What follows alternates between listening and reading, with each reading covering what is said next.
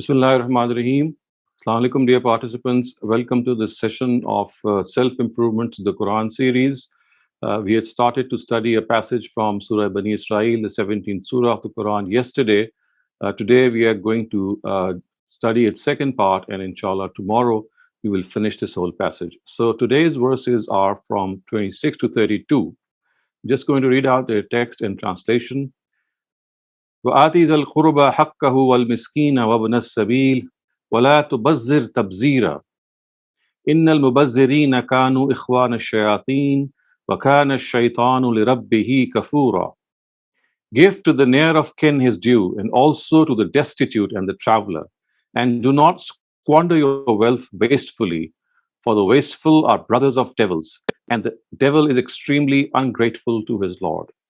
So this is the series that we had started off of directives which the Almighty gave regarding morality. You would remember that we started off with the directive of monotheism, Tawheed, and right after that, to the directive to worship God alone and then to fulfill the rights of the parents. So now we proceed with that list, and it is in the same vein that it is said that just as you treat your parents with kindness, and before that you give God his due by worshiping him, by serving him alone, in a very similar way, now you come to your near of kin. So you see this beautiful gradation, this sequence can be gauged from the Quran, that God, parents, and then the extended family and people that we know of through our blood relations, and as well as people who are underprivileged.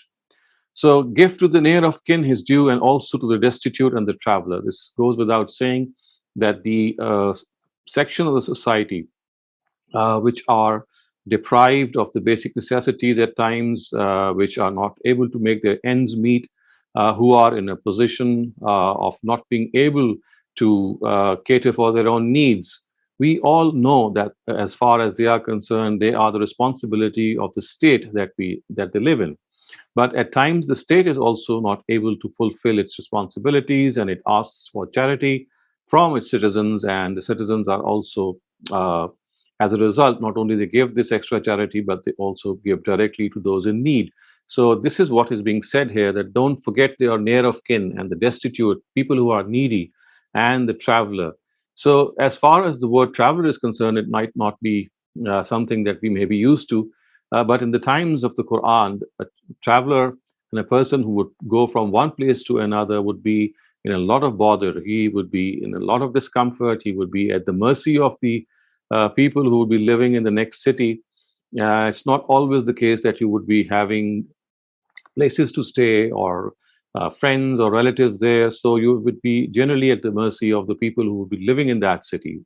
So it is said that for such people, it is best that you give them their due, you give them what you can. And of course, the opposite of this is that then mentioned, that is that don't squander your wealth. Do not waste your wealth. Because if you start wasting your wealth, you will not have anything left for such people. And not only that, squandering wealth is against your inner purification. It takes you away from God.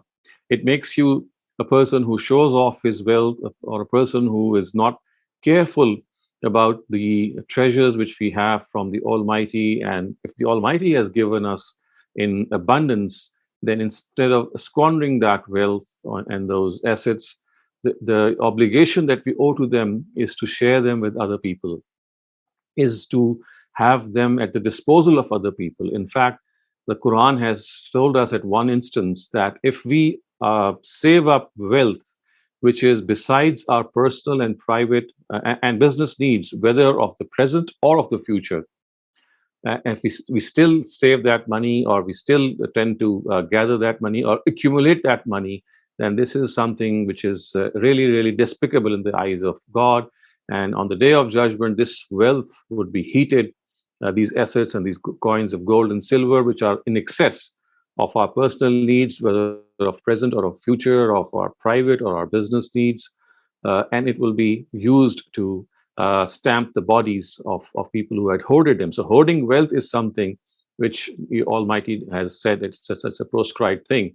And on the other hand, Squandering wealth, which is the other extreme, that you start wasting wealth, you start spending them on needs which are trivial, and the purpose is to either show off or be reckless. This is something which the Almighty does not like. And look what he has said. He said that people who squander wealth are the brothers of devils. Kanu ikhwana shayateen. And the biggest attribute of Satan is that wakana shaytanu li rabbihi kafura, that he is ungrateful to his Lord. He is someone who would not like to acknowledge the blessings of the Almighty. And then وَإِمَّا تُعْرِضَنَّ عَنْهُ ابْتِغَاءَ رَحْمَةً مِّن رَّبِّكَ تَرْجُوهَا فَقُلَّ لَهُمْ قَوْلًا مَيْسُورًا. And if you have to disregard those in need because you are still seeking your Lord's bounty, which you are hopeful of, then speak to them softly. So again, something which is taught to us, very, very basic etiquette that we have to uphold is that as far as spending on such occasions is concerned, if one is constrained, one is not able to do so, then it would not be correct to scold people or to tell them off or to speak with them harshly. The Quran says that if you are waiting for wealth that might arrive for you from God, or you might be earning it in future, and you are not in a position to help others, then please be polite to people who refuse. And the words used are فَقُلَّ لَهُمْ قَوْلًا مَيْسُورًا. Speak to them in soft and gentle words. This softness and gentleness is something that we have to always cultivate in ourselves. We have to understand that when we speak harshly to people who are in need, then this is something which damages their self-esteem, which is really something which is unbecoming of us. We have to understand that God has given us blessings. God has blessed us with a lot of abilities. He's blessed us with wealth and so many other things. And if we are to use them, then we have to understand that should not go to the extent that we start wasting them. We have to spend on other people who are in need as well.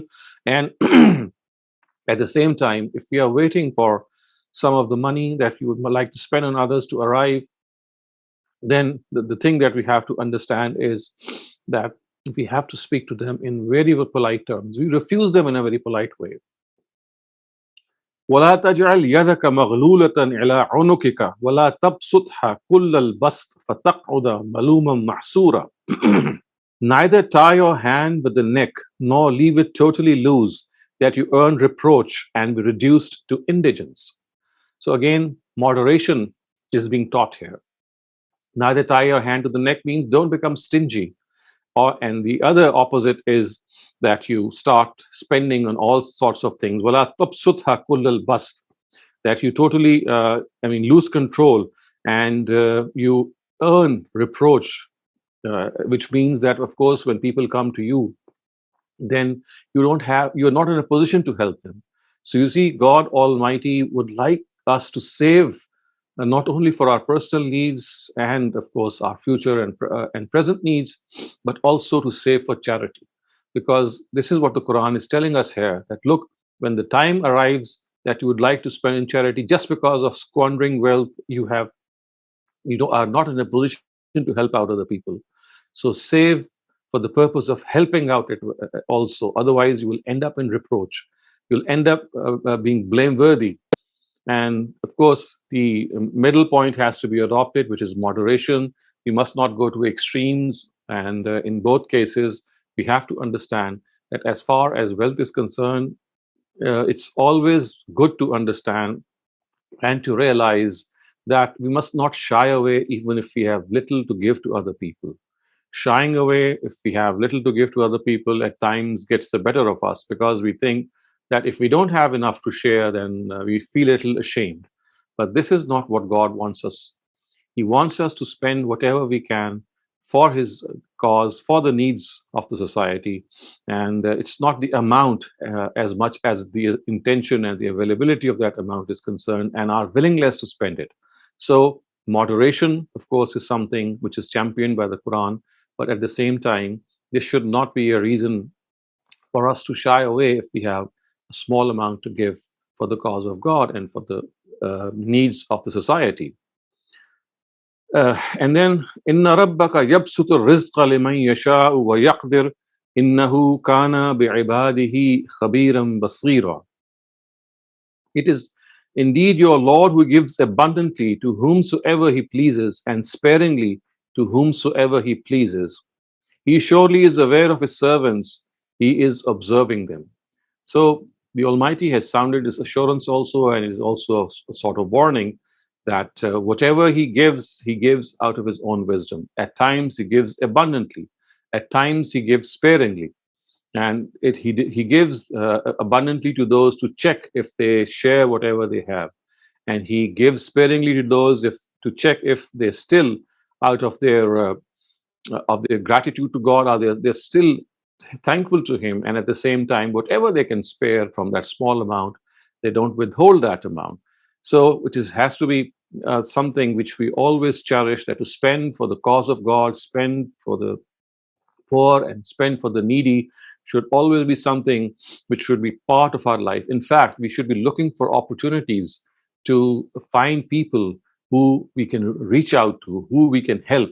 So remember, in a society in which people are needy, people are indigent, people are destitute, there are so many people who might come to you and who might ask you for your needs. And of course, this is something that we would all, we will get to know that a person is in need. But more than that, what is more essential is that there is a chunk of the society, and I dare say it's a big chunk, which would not come to you to ask for their needs, because there's such is the self-esteem that they have, that they might go empty stomach at night than to come to you and ask for their needs. So it is incumbent upon us and people who are in a position to help out other people, that instead of waiting for them to come to you, you have to go and reach out to them, because they are not going to come to you in any case. They have that self-esteem in themselves. So it is essential that we see that this passage of the Quran is basically asking us to give our due to the kins, our near and kin.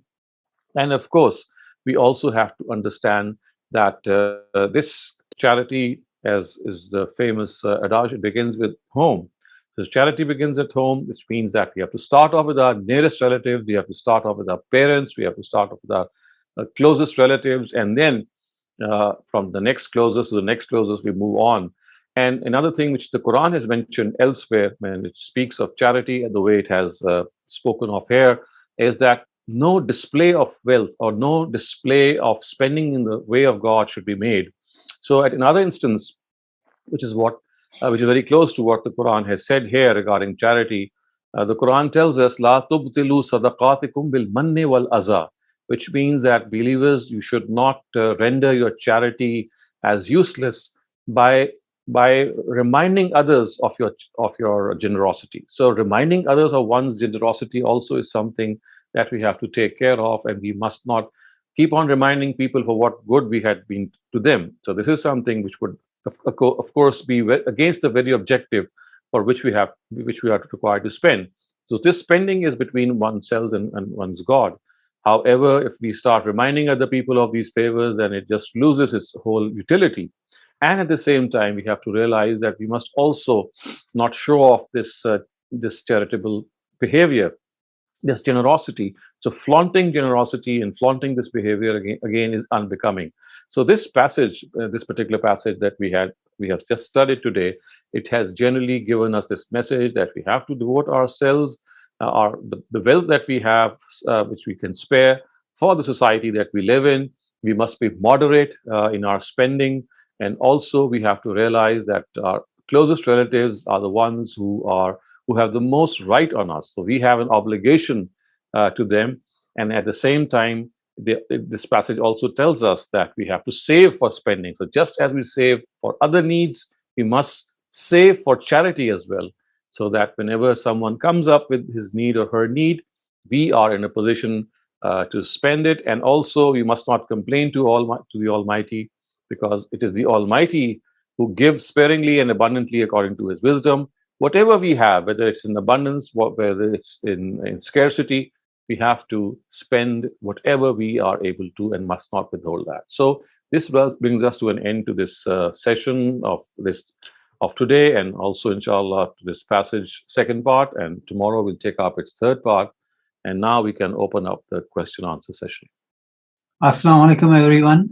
Dr. Saleem, once again, thank you very much. And when I say thank you, I say it on my, it's a personal thank you, and I'm sure on behalf of all the participants.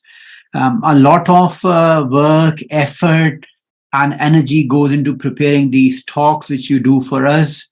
And I think it's human nature that when we get something for free, we slowly just take it for granted, and we lose the bigger picture, we lose the gratitude. It's just human nature that everything that we get for free, be it Dr. Saleem's lectures or the air we breathe or the light we see or the heart that works for us, our liver, our organs, we just take them for free. We mustn't forget that your ayat today opens up with gift to the next of kin his due. And I think gratitude is a big part of it. So after that deep philosophical insight, we'll open the floor for questions. First question is by Noshiba Wasim. Please unmute yourself and ask your question, Noshiba. Assalamu alaikum, sir. So my question is, if somebody asks you for help and you know that person is not honest and that person is not doing for his job, like he don't want to work, and it's easy for her to asking for help again and again. So what should our attitude should be at that point? I think it's a difficult call. I mean, when you know that a person has made it a habit to ask and he or she is not willing to do that hard work, that is something that we must all do. I think that at times that if you withhold that help and also maybe give her a few words or that person a few words and tell that person that, I mean, helping is one thing, but to give your own effort in doing whatever you can is the first thing that you have to do. I think that is something that you can always do. So it's not always the fact that you just spend or give whenever someone comes and asks you, because you see people take advantage, and this should not be done. And if you feel that someone is taking undue advantage, you can, always talk to that person, tell that person that, and this is not right, and you can maybe give a warning or so that if you do it again, that I'm just going to stop helping you. So I think these are ways and means that you can adopt depending on the situation and the background of the person who is in need. Mm-hmm. So one thing come in my mind, we heard from the last verses that if somebody asks you for a help, so you should help that person. So is that okay if we say no because we feel like that person is not eligible for that kind of help? So because in last verses, the Quran doesn't say that you have to help every person who comes to you. You have to help the genuine person who comes to you, the person who is really in need. So if a person has taken to beggary as a profession, as is the case with our professional beggars, which are found in many societies, whether it's the East or the West, it's perfectly okay to refuse that person. But the only thing that perhaps we should do is, or it's highly recommended that we do, is that we refuse that person very politely in a very gentle way. But refusing and not giving what the person is asking is it's our prerogative. It's something we can always do when we should do our due diligence in finding out if that person deserves our help or not. And in the second place, we are not always in a position to help everyone. So you have to at times refuse even people who are genuine. So only the mannerism of refusal should be that it should be very polite, as the Quran had just said that we studied those verses. وَقُلْ قَوْلًا مَيْسُورًا. So speak to them in a very soft word and just gently refuse that you're not able to help them. Thank you, sir. Thank you very much. Next in queue is Samra Harun. Please unmute yourself and ask your question. Assalamu alaikum, sir. Sir, I have a two-pronged question. Like if the first part is that if someone close to us hurts our feelings, and we refrain from replying to them and instead ask God to deal with them in the hereafter and to give us justice in that world instead of here, will that constitute as sabr, and will it give us any rewards in the hereafter? And on the other hand, if with an open heart we forgive them for Allah's sake, and do not ask for any kind of justice. We just want to, have a big heart and want to, for Allah's sake, we want to forgive them. Will this give us any reward in the hereafter, the act of forgiveness? Any nakia? Of course, Thank you, the second option that you just said is much more rewarding, because in that case you are forgiving that person. Of course, that's going to be very rewarding for you. As for the first option, in which you are, not taking any revenge, or you're not talking back to that person, all that you're saying is that God, on the day of judgment, you decide this case between myself and that person. So this would, of course, constitute patience and perseverance on your part. But in that case, you would not be forgiving your offender. So, it's up in the hereafter. Again, God will ask you, because you see, in matters in which people offend other people, even if you refer them to God, on the day of judgment, He's going to refer it back to you and ask you whether you would like to forgive him, or you would like to continue with your revenge or pay back in equal coins. So the decision would be still left to you. But yes, one thing that will happen is that at least in this world, you would not be doing anything. So yes, I would say that this will also be rewarding to some extent. So these are three options that you have. You either totally forgive that person, or you forgive that person just for this world, or you say that, okay, in the hereafter, I'm going to, really talk to you, but for the moment, I'm just going to forgive you. So, it's entirely up to you. But forgiving is the most recommended thing, which the Quran says. And at one instance, it says that you forgive such people, then it is God who's going to reward you. Oh, so that is much more, that should be our aim. Yeah, much more lucrative. Yeah, exactly. Thank you, sir. Thank you, sir. Jazakallah khair. Thank you very much. Ubaid, can you ask the next question, please? मेरा सवाल है, तहज्जुद और नफिल नमाज के हवाले से क्या हम एक रकात अदा कर सकते हैं? I think tahajjud and nafil, they are the same. Tahajjud it just means that you are praying in odd numbers. So nafil, we just have two types of prayer. One is the Salatul Maktuba, which is the mandatory prayer, and the other is Salatul Tatawwu, which is the optional prayer, or the one that you offer from your own accord.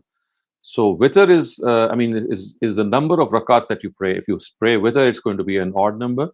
And I don't think that there is anything as one witr. It has to start with 3. You have to have something before 1 which makes it odd.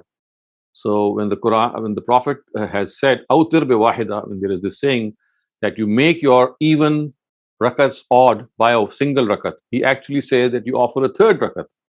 So people have misconstrued, I think, this saying of the Prophet, and they think that 1 witr is also sufficient. Whereas what he meant, in my understanding, is that awtir bi wahida, which means that you make your 2 nafils odd by offering a third one. So the minimum is 3. अगर उसके अलावा ऐसे ही हम किसी और time पे एक रकात अदा करें तो हो जाएगी? No, that is not correct. The minimum amount of prayer is 2 rakats.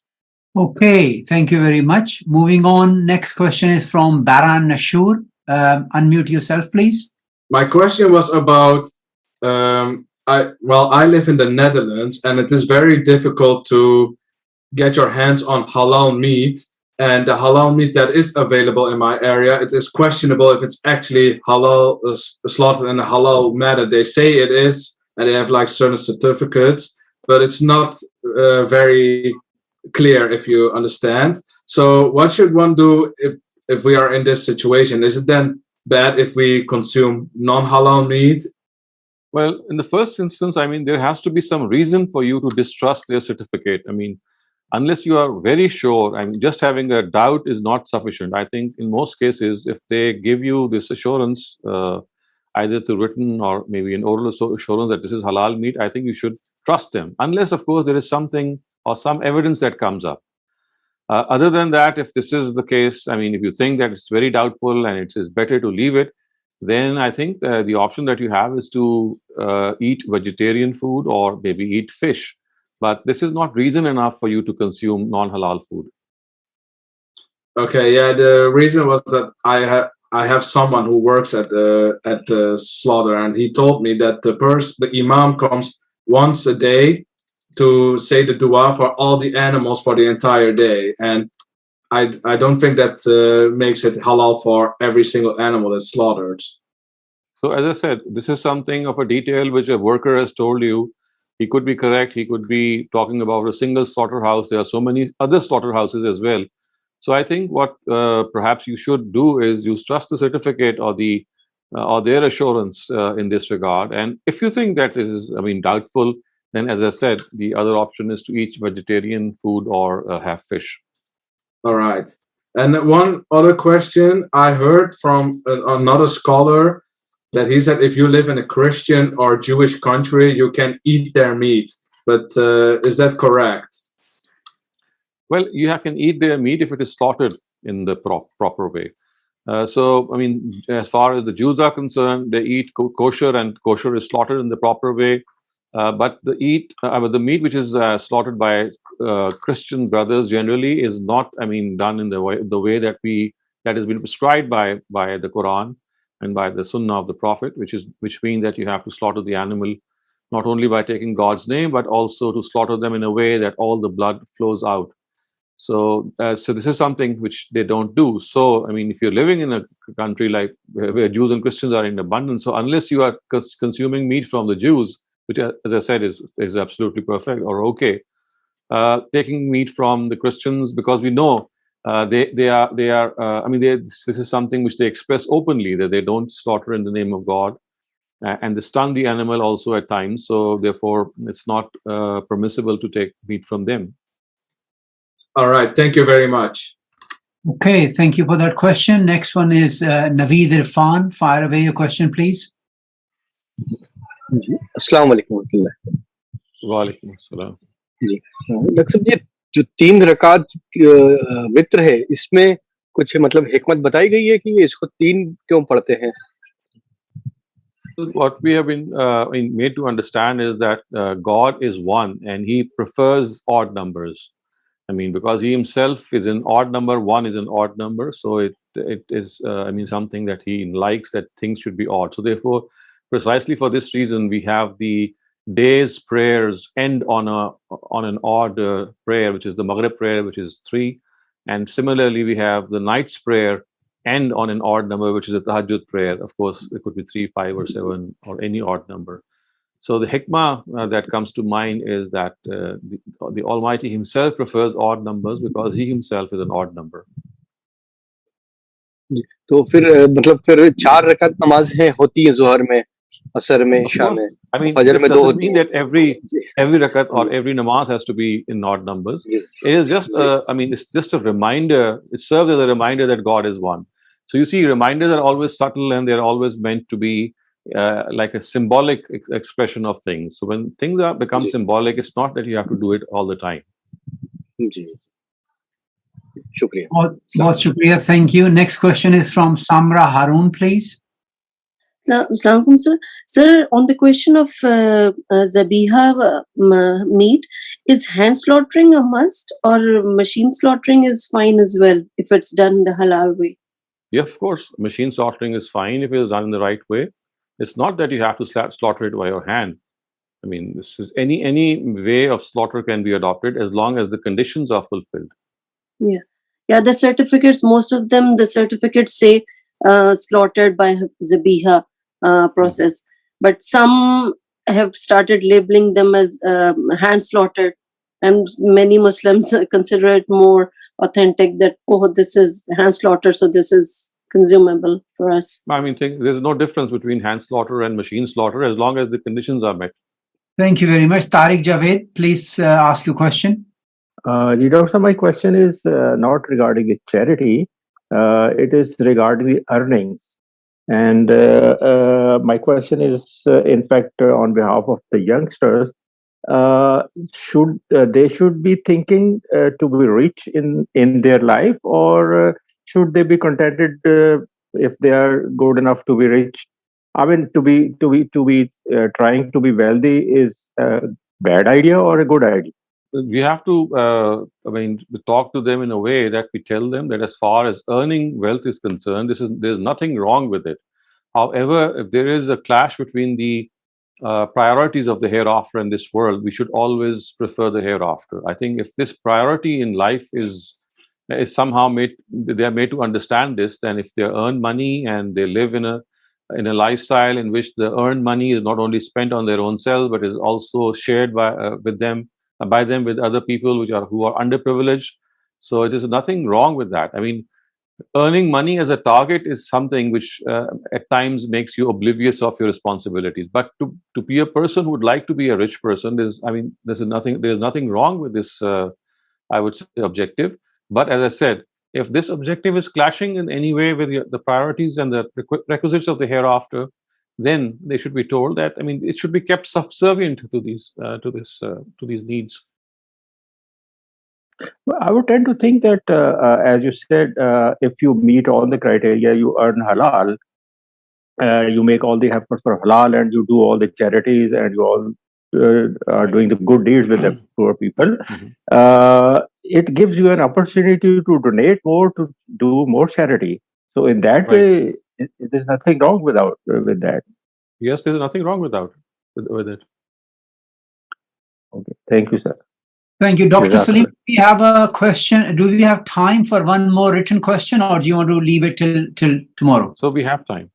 Okay, that's great stuff. So this is a written question. I'll read this out to you. Salam, I have a question on the 6 days of Nafal fasting on Shawwal. I have seen a lot of mixed information on correctly participating on the month of Shawwal, especially for people who miss their Ramadan fast due to illness or menstruation. Some say that it is possible to combine the Shawwal and Ramadan fast, but others say that it is not possible because one is a Nafal fast and the other one is Fard. Which is the right way of approaching these fasts? Well, the Prophet has said that a person who fasts the 30 days of Ramadan and then follows them up with 6 days of Shawwal, and he is given a very high reward. So, I mean, if have you fasted in Ramadan and you're following that up with 6 days of Shawwal, this is the best possible thing. But we should remember that these Shawwal fasts are all nafil, they're all optional. So, I mean, it's not that you have to always observe them, but as much as you can, even if you're not you have not been able to fast in Ramadan, but somehow you were able to fast in the month of Shawwal. So, I mean, what you can do is you can compensate for the month of Ramadan by offering by actually fasting 6 days and I mean, requesting God that these should be counted as your obligation that you missed, and maybe also give you reward for fasting in the month of Shawwal because of the fact that you were not able to do so in Ramadan. So I would say that I mean, there is no hard and fast rule, and that is why you have this mixed information. So you see, having this mixed information is not a problem because these are leverages and latitudes which are given by God and the Prophet. So you can adopt either of the paths, but the best way is that you follow up the 6. I mean, you follow your Ramadan fast by these 6 fasts. But if you have not been able to fast in Ramadan due to any reason, and you would like to make them up in other parts of the year, then you should start as soon as possible. And of course, that is Shawwal, which is right after Ramadan. Thank you very much, Dr. Saleem. Thank you, all the participants. I think those are all the questions we had. Assalamu alaikum to everyone, and thank you.